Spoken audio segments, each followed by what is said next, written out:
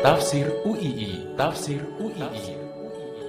Mengkaji tafsir Al-Quran dari Quran Karim dan terjemahan artinya milik Universitas Islam Indonesia, serta Al-Quran dan tafsirnya yang diterbitkan oleh Universitas Islam Indonesia.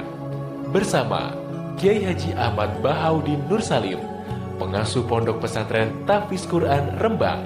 Beliau juga merupakan mitra Profesor Zaini Dahlan MA dalam penyusunan Quran Karim dan terjemahan artinya.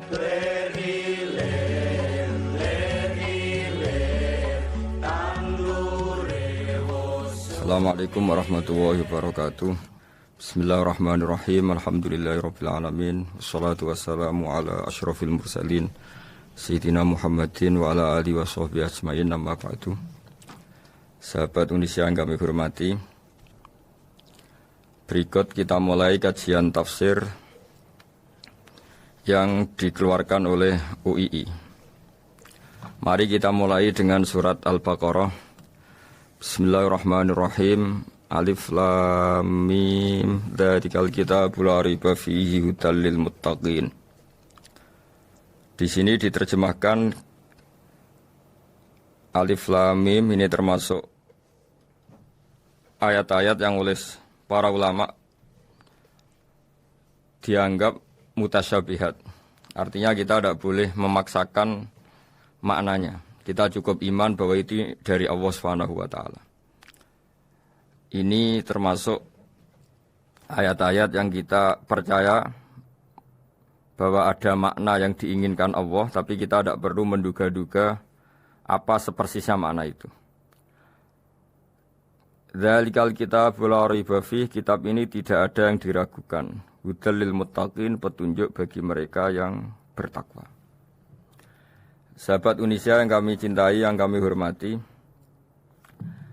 muttaqin dari kata kerja ittaqa yattaqi ittiqaan. Maknanya adalah menjaga diri. Ada 3 kelas muttaqin dalam terminologi para ulama, istilah yang dikeluarkan para ulama. 1, muttaqin orang yang menghindari perilaku syirik atau perilaku kekafiran. Sehingga menurut para ulama, apapun faseknya seorang mukmin, apapun kelirunya orang mukmin, misalnya pernah mencuri, pernah korupsi, pernah apa saja, masih dianggap mukmin karena dia masih bertauhid la ilaha illallah Muhammadur Rasulullah. Ini muttaqin yang paling kelas pokok, kelas bawah. Kemudian ada muttaqin kelas kedua, yaitu mereka yang menghindari dosa besar tapi tidak bisa menghindari dosa kecil. Misalnya bisa menghindari dosa zina, tapi dia bisa menghindari dosa melihat perempuan yang bukan mahramnya, yang bukan halal bagi dia. Ketiga muttaqin paling ideal, yaitu menghindari dosa besar, juga menghindari dosa kecil, bahkan menghindari sesuatu yang tidak penting. Ini yang dalam terminologi ulama disebut para wali atau para ulama, yaitu yang dalam ayat ala inna awliya Allahi la khaufun alaihim wa lahum yahzanun. Ini penting kami jelaskan kelas-kelas muttaqin supaya bahwa mukmin tidak pernah keluar dari status iman meskipun dia pernah melakukan satu kesalahan besar. Karena yang dikatakan mukmin adalah siapapun yang meyakini kebenaran risalah Muhammad, risalah yang dibawa Muhammad, berarti dia mukmin. Soal dia melakukan dosa atau apa saja itu menjadikan dia fasik, tapi tidak keluar dari status mukmin. Ini yang dimaksud dalam sebuah hadis, man qala la ilaha illallah dakhalal jannah. Siapapun yang pernah melafadzkan la ilaha illallah iman, maka dia pasti nanti masuk surga. Kemudian ada beberapa pertanyaan dari para sahabat dengan masa lalu orang itu yang macam-macam, Nabi tetap menjawab meskipun dengan masa lalu yang macam-macam. Sebab itu perlu dikaji serius, sebagaimana ada yang ditafsir Sawi bahwa muttaqin itu dari kata kerja ittaqa yattaqi ittiqaan atau ittaqa yattaqi taqwan. Ini maknanya orang yang menjaga diri. Tentu menjaga diri ini ada yang kelas premium, kelas sempurna. Jadi sesuatu apa saja yang bahaya kita jaga, termasuk dosa kecil, melakukan hal yang tidak penting. Ada orang mukmin yang hanya bisa menjaga dari dosa kekafiran, dosa kemusyrikan. Ini pun dengan segala kesalahannya masih ada kemungkinan dimaafkan Allah. Karena Allah pernah berfirman, "Innallaha la yaghfiru ay yushraka bihi wa yaghfiru ma duna dzalika liman yasha." Allah tidak akan memaafkan dosa syirik, tapi Allah masih bisa memaafkan atau masih berkenan memaafkan dosa di luar syirik. Kemudian yang perlu dimengerti oleh sahabat Indonesia adalah makna la raiba fihi. Ini yang perlu kami ungkap, bahwa Al-Quran ini tidak ada keraguan padanya. Tidak ada keraguan, ini yang mudah kita teliti karena kita orang Indonesia. Mungkin rasa-rasa sastra Arab enggak kental. Mari kita teliti dari segi makna, karena makna ini rasa dan rasa itu universal. Begini misalnya, dulu orang-orang kafir Mekah karena mereka penyembah berhala, penyembah Tuhan-Tuhan yang banyak, itu memprotes. Mereka memanggil tentu masih Muhammad, belum ya Rasulullah. Muhammad, kamu mengajak ke Tuhan berapa? Rasulullah menjawab, ke Tuhan yang satu. Lalu mereka bertanya, Muhammad, urusan kita ini banyak, problem kita banyak. Tuhan banyak saja tidak bisa menyelesaikan, apalagi satu Tuhan. Ini yang diceritakan dalam sebagian ayat disebut, Aja'alal alihata ilaha wahida inna hadza lasyai'un ujab. Bagaimana mungkin Tuhan itu satu? Harusnya Tuhan itu banyak karena urusan kita banyak. Lalu Rasulullah dengan bimbingan Tuhan, bimbingan Allah mendatangi mereka, kemudian Nabi menjelaskan, Tuhan itu adalah ketua kalian, Tuhan itu adalah pimpinan kalian. Bagaimana kalau Anda jadi pembantu kemudian punya majikan banyak, punya penguasa banyak, punya tuan banyak, kemudian semua tuan-tuan Anda ini memerintahkan Anda dengan perintah yang beda-beda. Apa kalian mau punya majikan atau pimpinan yang banyak? Mereka menjawab tidak, Muhammad. Terus mereka akhirnya sadar bahwa problem Tuhan banyak itu tentu lebih sulit, lebih problem. Karena nanti perintahnya beda-beda, keinginannya beda-beda. Mereka akhirnya tersadarkan bahwa sebaiknya atau seharusnya memang Tuhan itu satu. Jadi Rasulullah SAW menjelaskan logika bertauhid itu dengan sekian variasi, dengan sekian logika. Kemudian Nabi kedua juga menjelaskan logika kompetisi. Kata Nabi yang karena bimbingan Allah diberi satu pengertian. Andai kan Tuhan itu 2 atau 3, kemudian berebut dalam tahta aras atau tahta yang di alam raya ini, sebagaimana lazimnya para penguasa, maka pasti ada yang menang, ada yang kalah. Dan yang kalah tentu gak layak sebagai Tuhan. Ini yang disebut wala ala ba'duhum ala ba'd. Tentu kalau Tuhan itu banyak, mereka akan berkompetisi, akan bertarung. Dan pasti pemenangnya ya satu, karena memang layak jadi Tuhan tetap satu. Sadarlah bahwa orang-orang kafir Quraisy, orang-orang kafir saat itu sadar pentingnya bertauhid. Ketiga, Nabi juga menjelaskan tauhid secara ilmu logika. Begini para pendengar. Kalau dalam teori ilmu tauhid yang agak jelimet dijelaskan begini. Jika ada 2 Tuhan, maka alam raya ini enggak menjadi alam. Logikanya adalah 2 Tuhan ini bisa kamu katakan sama-sama kuat. Ketika sama-sama kuat kemudian ingin menciptakan langit, yang satu ingin menciptakan bumi, yang satu menolak menciptakan bumi misalnya. Atau yang satu ingin menciptakan langit, yang satu menolak ingin menciptakan langit. Kemudian ternyata bumi ini terbukti wujud. Logika awam adalah yang berhasil menciptakan bumi berarti Tuhan. Yang gagal atau kudrohnya gagal, kemampuannya gagal tidak bisa menciptakan bumi, gagal menjadi Tuhan. Ini logika awam. Logika ini pun kita terima. Tapi kalau menurut logika ahli tauhid, ahli pakar-pakar logika, cara berpandangan begini. Ketika Anda mengatakan ada 2 Tuhan yang sama-sama kuat, kemudian terbukti yang satu mampu menciptakan bumi, yang satu tidak. Bahasa Anda mengatakan sama-sama kuat ini sudah batal dari awalnya, karena terbukti bahasa Anda salah, sama-sama kuat ternyata yang satu tidak mampu. Sehingga dalam pikiran orang-orang ahli tauhid mengatakan Membayangkan Tuhan saja itu nggak kebayang karena turunan kata ini pasti selalu salah. Karena tadi misalnya dikatakan, andai kan ada dua Tuhan, kemudian yang satu mampu menciptakan bumi, yang satu enggak. Padahal Anda tadi bilang sama-sama kuat, ternyata terbukti yang satu enggak kuat. Berarti kata Anda sama-sama kuat ini salah. Ini pula yang diajarkan Rasulullah lewat bimbingan Allah, lewat wahyunya yang disebut Lau kana fihi ma alihatun illallahu la fasadata. Karena kalau ada dua Tuhan, pasti kamu sifati sama-sama kuat. Ternyata sifat sama-sama kuat ini batal demi hukum, karena ternyata yang satu tidak mampu menciptakan bumi. Atau kamu sifati dua Tuhan ini sama-sama lemah. Itu tidak mungkin lagi, karena ternyata bumi ini terbukti wujud. Pasti penciptanya ini tidak yang sangat kuasa. Jadi logika-logika tauhid sedemikian dibangun oleh Rasulullah lewat bimbingan Allah Subhanahu wa taala. Logika keempat supaya kita iman dan tambah kuat imannya adalah logika yang mudah dicerna oleh kebanyakan orang atau yang bisa diindra. Begini misalnya dalam sebuah ayat di surat Al-Kahfi, kemudian di awal surat Al-Ahqaf, kemudian di sebagian surat At-Tur, ada penjelasan begini. Ketika Rasulullah mengajak manusia menyembah Allah, kemudian orang-orang kafir tanya, lalu Tuhan kamu siapa Muhammad? Tuhan saya adalah Allah menciptakan langit bumi. Terus mereka berandai-andai, ada Lata, ada Uzza, ada Manat, ada Hubal. Itu Tuhan-Tuhan kami. Terus Rasulullah bertanya, apakah Tuhan-Tuhan yang kamu sembah itu memberi kontribusi saat langit dan bumi diciptakan? Mereka menjawab, tidak Muhammad, itu Tuhan-Tuhan yang kami bikin. Begitu juga asumsi tentang Tuhan-Tuhan yang lain. Apakah Isa ikut menciptakan bumi atau menciptakan langit? Tentu jawabannya tidak.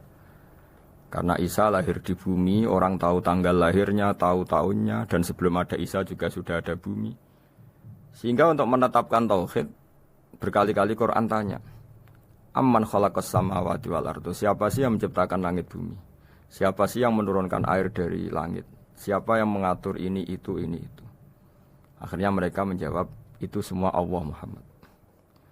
Begitu juga kemungkinan setan misalnya. Setan itu fisik atau makhluk atau apa saja yang tidak kita lihat. Kemudian setan itu lewat rayuannya, lewat tipu dayanya ingin disembah.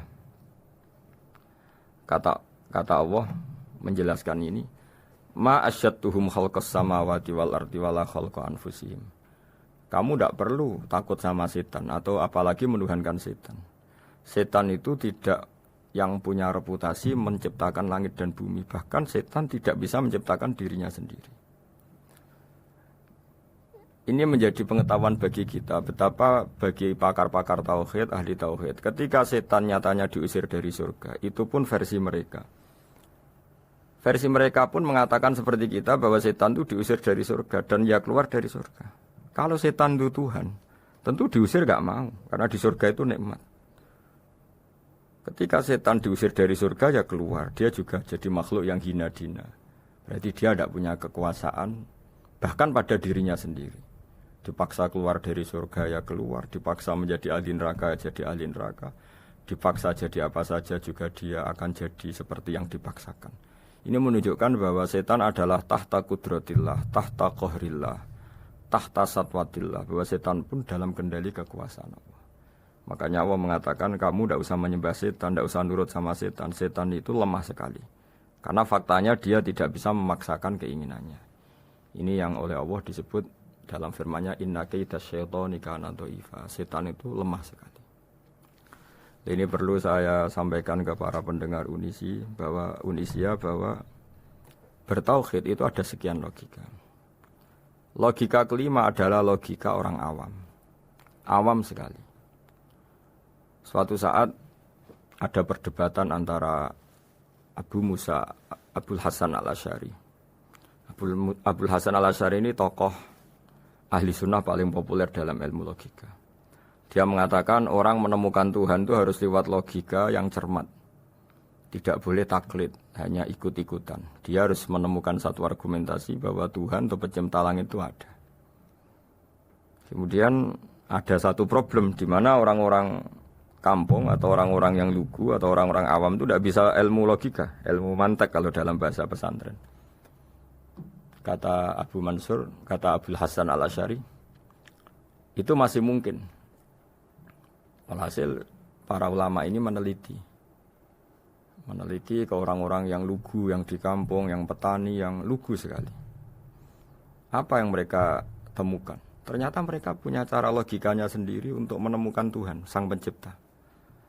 Pernah suatu saat ada seorang petani lugu, biasa menggembala unta, ditanya, Bima araf tarubak, lalu kamu yang petani ini yang hanya ngurusi sawah, ngurusi ladang, dengan cara apa kamu tahu kalau Tuhan itu ada? Si petani tadi marah besar dan dia mengatakan, Al-ba'ratu tadullu alal ba'ir wa asharul aqdam yadullu alal masir. Kata petani tadi, yang namanya ada kotoran unta, pasti ada untanya. Yang namanya ada jejak kaki, pasti ada yang barusan lewat. Artinya kalau ada makhluk, pasti ada pencipta. Ini logika awam yang mudah. Kita tidak mungkin mengatakan bumi ini pencipta, mengatakan matahari pencipta. Kelihatan sekali kebendaannya, kelihatan sekali bahwa bumi matahari tidak punya ikhtiar, tidak punya kekuatan. Kelihatan sekali sifat-sifat kemakhlukannya. Jika benda-benda ini karuan makhluk, pasti menunjukkan bahwa ada penciptanya, ada khaliknya. Dalam logika Bedui tadi, si Bedui tadi, kalau ada kotoran sapi, pasti ada sapinya. Meskipun sapinya sudah sekarang nggak terlihat, mungkin sudah jalan kemana. Sama, kalau ada jejak kaki, meskipun orang yang tadi lewat sudah kita nggak tahu, tapi kita pasti tahu, pasti ada yang lewat. Ini yang dimaksud dalam bahasa Arab, al-ba'ratu tadullu alal ba'ir, kalau ada kotoran sapi atau kotoran unta, pasti ada untanya. Wa atharul aqdam yadullu alal masir, kalau ada jejak orang lewat, pasti tadi ada orang lewat.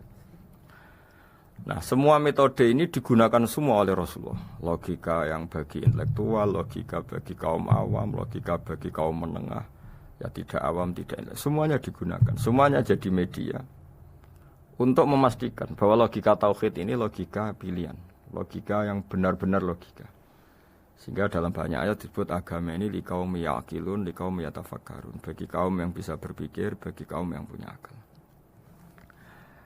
Lalu kemudian kami teruskan alladzina yu'minuna bil ghaibi. Ini kata ghaibi bukan kayak dalam bahasa Indonesia misalnya setan atau hantu disebut barang gaib. Kata ghaibi dalam bahasa Arab adalah perbandingan atau lawan kata dari al-musyahad yang bisa disaksikan langsung lewat indera. Kita orang mukmin iman bahwa surga ada, padahal kita tidak pernah melihat surga. Kita mukmin iman bahwa neraka ada, padahal kita belum pernah melihat neraka. Ini sesuatu yang maghoba anil absor, yang mata kita tidak melihat, fisik kita tidak menyentuh. Kita pun iman. Asal sesuatu itu mansus ya, dikatakan secara eksplisit oleh Quran dan hadis. Kalau dalam bahasa usul fikih disebut al-mansus. Ciri mukmin diantaranya adalah yang paling pokok alladzina yu'minuna bil ghaibi. Iman dengan sesuatu yang enggak kelihatan. Lalu kemudian para ulama cara pandang beda-beda. Bedanya bukan karena mereka bertentangan enggak, tapi ini menurut kelas rasa yang berbeda-beda. Bagi orang-orang sufi ya, Allah itu tidak bisa dikatakan al-ghaib, sesuatu yang enggak kelihatan. Karena Allah itu begitu jelas, az-zahir. Kata orang sufi, Allah itu zahir. Begitu juga dalam Asma'ul Husna disebut Allah itu az-zahir. Begitu jelas. Karena orang yang akalnya mapan, hatinya mapan, melihat satu lemari yang bagus, pasti langsung mensifati bahwa pembuatnya adalah orang yang hebat. Orang yang melihat mobil mewah atau pesawat yang canggih, pasti kepikiran pertama adalah pasti pembuatnya canggih. Sehingga eksistensi pembuat pesawat itu adalah orang hebat, itu langsung tertanam ketika melihat pesawat itu hebat. Bagaimana mungkin seseorang ragu akan kehebatan pembuat pesawat ketika melihat detail-detail pesawat? Pasti langsung kepikiran kalau pembuatnya itu hebat. Memutuskan bahwa pembuat pesawat hebat itu tidak harus ketemu yang membuat, juga tidak harus melihat. Tapi akal kita pasti meyakini pembuatnya itu hebat. Berarti keputusan menyimpulkan bahwa pembuatnya hebat adalah az-zahir begitu jelas. Begitu juga langit dan bumi, matahari semuanya tertata rapi. Air dengan fungsi manfaat yang sebegitu hebat, oksigen, semua tanaman, buah-buahan. Meskipun kita tidak pernah melihat Tuhan, tapi akal kita, nurani kita pasti berkeyakinan dan tahu betul pasti pembuatnya itu zat yang super hebat, super bijaksana. Sehingga dalam kategori ini Allah tidak bisa dikatakan suatu yang enggak tersentuh, yang enggak terjangkau. Allah itu az-zahir, begitu jelas. Sehingga di antara Asmaul Husna disebut az-zahir. Sebab itu saya menganjurkan, atau saya punya saran bahwa alladzina yu'minuna bil ghaibi itu contoh paling mudah itu kayak surga, kayak neraka. Kalau Allah sendiri itu az-zahir, mudah diketahui. Karena tadi orang yang melihat pesawat canggih pasti saat itu juga berkeyakinan dan itu pasti benar, pasti pembuatnya juga canggih. Nah, di sini disebut alam raya ini ayat, semuanya itu bukti kekuasaan. Dalam syair-syair orang sufi masyhur sekali itu wa fi kulli syai'in lahu ayatun yadullu ala annahul wahidu. Setiap sesuatu kejadian di alam raya adalah bukti keesaan Allah, bukti eksistensi Allah Subhanahu wa taala. Sehingga dalam satu kisah normalnya orang itu paling tahu itu dengan dirinya sendiri. Karena dia adalah dia. Tapi kalau Imam Sibawayh, seorang pakar nahwu, mengatakan a'raful ma'arif Allah. Di alam raya ini yang paling mudah dikenali itu ya Allah, pencipta. Karena andai kan kita sendirian di hutan, kemudian kita mulai punya akal, kita mungkin tidak tahu diri kita ini siapa. Tapi setidaknya kita langsung menyimpulkan bahwa kita tidak bisa menciptakan diri kita sendiri. Ketika kita berkesimpulan tidak bisa menciptakan diri kita sendiri, pasti kita terus berkesimpulan ada di luar kita yang menciptakan kita. Nah, sebab itu kenapa sifat mencipta ini yang pertama kali dikenalkan oleh Allah kepada nabinya untuk dikenalkan kepada umatnya. Yaitu disebut Iqra bismi rabbikal ladzi khalaq. Muhammad, bacalah dengan nama Tuhanmu. Sifat Tuhan yang paling mudah dikenali oleh siapapun adalah sifat pencipta. Karena ketika seseorang yakin dia lahir sudah ada bumi, dia lahir sudah ada langit, dia pasti akan tahu bahwa dia ada penciptanya. Sehingga paling mudah mensifati Allah atau mensifati Tuhan adalah bismi rabbikal ladzi khalaq. Terus kemudian di antara ciri orang baik adalah wa yuqimunas shalat. Kemudian beriman kepada yang gaib, menegakkan salat. Kata menegakkan adalah dari kata menjaga aturan-aturan atau sesuai aturan-aturan salat. Kita tahu dalam salat ini ada beberapa syarat yang harus dipenuhi. Misalnya harus wudu, harus suci di tempat yang suci. Terus ada syarat-syarat dalam internal salat, dia harus baca Fatihah, harus tumakninah, macam-macam. Itu eksistensi definisi salat. Kemudian kata berdiri juga diartikan para ulama, eksistensi sholat harus diketahui secara publik, secara sosial. Karena sesuatu itu punya eksistensi kalau jadi konsensus atau diakui oleh publik. Di sini agama mewajibkan sholat jamaah. Kata banyak ulama, jamaah itu fardu kifayah, bahkan ada mengatakan fardu ain. Harus dijalankan orang banyak secara massal dan harus di tempat yang terbuka. Sehingga kata para ahli fikih, andaikan ada orang jamaah di dalam rumah tidak diketahui oleh banyak orang, belum mencukupi atau belum menggugurkan kewajiban jamaah. Sehingga eksistensi sholat harus diketahui secara publik. Sehingga dulu Rasulullah itu kalau sholat di masjid dan masjidnya terbuka. Sampai sekarang kita pun menyaksikan semua umat Islam kalau sholat di masjid yang terbuka. Sehingga dunia non-muslim pun tahu bahwa dalam Islam ada ritual, ada ibadah yang bernama sholat. Hikmah kedua dengan cara terbuka seperti ini, sholat itu menjadi gak pernah rubah mulai zaman Nabi sampai kiamat.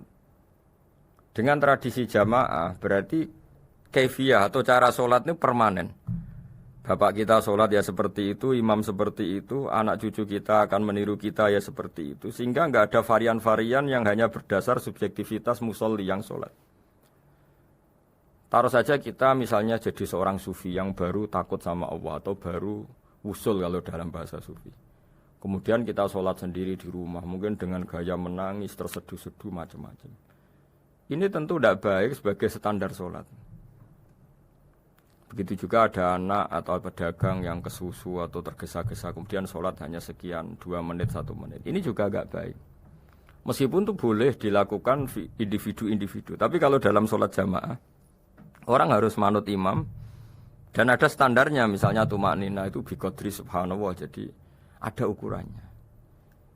Ini penting saya utarakan bahwa hikmah jamaah itu bukan sekedar dapat pahala 27 kalau sendiri, dapat pahala 1 itu enggak. Tapi ini menjaga eksistensi sholat supaya ya seperti ini terus sampai kiamat.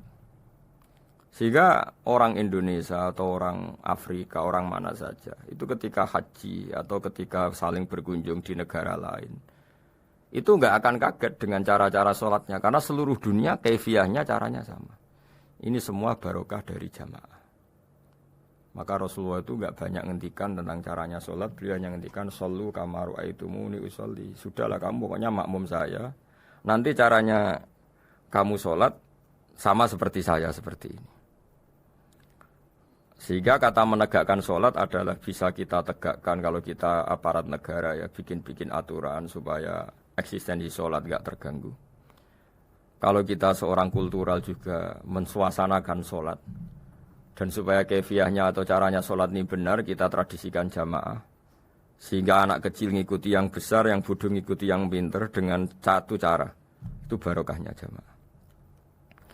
Sehingga wayukimuna sholat itu, sholat kita dirikan baik secara personal.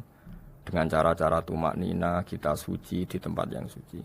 Maupun kita tegakkan, kita maklumatkan, kita jadikan konsensus bahwa sholat ya seperti ini. Sehingga ada khayal-khayal lagi dalam Islam. Misalnya nyuwun sewu ada aliran yang mengatakan, ya kalau Tuhan itu kan enggak bebas arah, bebas tempat. Terus dulu pernah ada orang sesat sholat sampai 4 rakaat 4 arah, alasannya Tuhan itu tanpa arah. Enggak akan terjadi seperti itu. Karena ijma'nya umat Islam, konsensus umat Islam akan menolak faham yang seperti itu. Jadi saya mohon sekali, ini pentingnya jamaah. Dengan jamaah maka caranya sholat, cara meyakini madhab kiblat dan sebagainya terjaga ila yaumil kiamah sampai hari kiamat. Terus sifatnya orang mukmin lagi, wa mimma razaqnahum yunfikun, dan menafkahkan sebagian rezeki yang kami berikan. Ya ini termasuk zakat, sedekah. Jadi ada sebuah riwayat mengatakan inna fil mali haqqon, harta itu ada haknya, yaitu zakat. Tapi ada juga saran inna fil mali haqqon siwa zakat, di luar keharusan zakat juga ada hak-hak kita untuk memberikan sebagian rezeki kita. Taruh saja misalnya saya punya uang 10 juta. Secara nisab zakat belum sampai 1 nisab, karena 1 nisab itu sama dengan nilai 84 gram emas. Itu kalau diuangkan, kalau 500 ribu ya sekitar 42 juta. Tapi kita sebelum punya 1 nisab pun tetap ada keharusan mengeluarkan sebagian. Yaitu tentu dalam fikih kita wajib mengeluarkan uang untuk anak kita, untuk istri kita. Itu yang wajib-wajib. Kemudian ada sosial, kita nyumbang masjid, nyumbang yatim piatu, macam-macam. Sehingga kata para ulama, ciri utama mukmin diantaranya adalah melakukan zakat, baik zakat yang fardu maupun zakat yang sunat. Karena kata zakat itu dimaknai fardu, sebetulnya definisi para ahli fikih untuk membedakan zakat yang wajib dengan sedekah. Tapi sebetulnya zaman dulu enggak ada seperti itu. Zakat itu maknanya bersihkan harta. Sedekah dari kata sedekah bukti benarnya iman. Jadi sedekah dari kata dari kosakata sedekah yasduqu sidqan, sesuatu yang membuktikan kita loyal itu disebut sodak. Kita nikah, mas kawin di bahasa Arab kan sodak, dari kata sodako juga. Kita bukti iman, loyal, kita sodako. Bukti bahwa kita teman akrab disebut sidik atau sodik. Kalau dalam bahasa Arab teman namanya juga sodik, karena cara bertemanan secara benar, secara loyal. Sehingga wa mimma razaqnahum yunfikun ini ya memasukkan zakat yang dalam terminologi fikih, yaitu zakat yang zakat al-wajibah, atau zakat yang dengan makna lughat, yaitu ya artinya asal membersihkan harta kita, entah lewat zakat, sedekah, hadiah kepada orang-orang yang kita hormati, semuanya juga masuk dalam definisi zakat atau wa mimma razaqnahum yunfikun. Kemudian sifat terakhir dari orang muttaqin adalah walladzina yu'minuna bima unzila ilaika wa ma unzila min qablika bil akhirati hum yuqinun ulaika ala hudam mir rabbihim wa ulaika humul muflihun. Di sini diterjemah mereka yang beriman kepada kitab yang kami turunkan kepadamu dan yang diturunkan sebelum kamu. Ini kata yang diturunkan sebelum kamu penting sekali karena ciri utama Nabi adalah dia tidak pernah beda dengan Nabi sebelumnya. Karena kebenaran tauhid pasti tunggal. Nabi-nabi dulu pasti mengajarkan tauhid, hanya menyembah Allah. Enggak mungkin Nabi berikutnya kemudian bikin ajaran baru dalam tauhid. Sehingga andaikan semua kitab Injil, Taurat itu masih versi yang orisinil, pasti enggak ada yang beda dengan Quran. Karena ciri utama kebenaran adalah iman dengan Quran dan iman kepada kitab yang diturunkan sebelum Al-Quran. Wabil akhirati hum yuqinun, mereka juga yakin akan datangnya hari akhir. Yaitu bisa disebut yaumul ba'ats. Terus ketika semua kriteria itu terpenuhi, baru ulaika ala hudam mir rabbihim wa ulaika humul muflihun. Mereka itulah yang berada pada petunjuk Allah dan merekalah orang-orang yang berbahagia. Para pendengar sahabat Indonesia, semoga kajian ini bermanfaat. Dan ini mulai ayat 1 sampai 5 dalam surat Al-Baqarah, yaitu surat yang dalam tartibnya mushaf nomor 2 setelah Fatihah. Jadi kalau dalam ulumul Quran disebut ada surat yang berdasar nuzulul Quran, yaitu surat Iqra, kemudian Muddatsir. Ada urutan surat yang berdasar tartibul mushaf, yaitu yang kita punyai sekarang, yaitu Fatihah, terus Baqarah dan seterusnya. Dan urutan-urutan ini pun sesuai petunjuk Rasulullah SAW. Saya kira demikian. Mohon maaf atas semua kesalahan. Wassalamualaikum warahmatullahi wabarakatuh.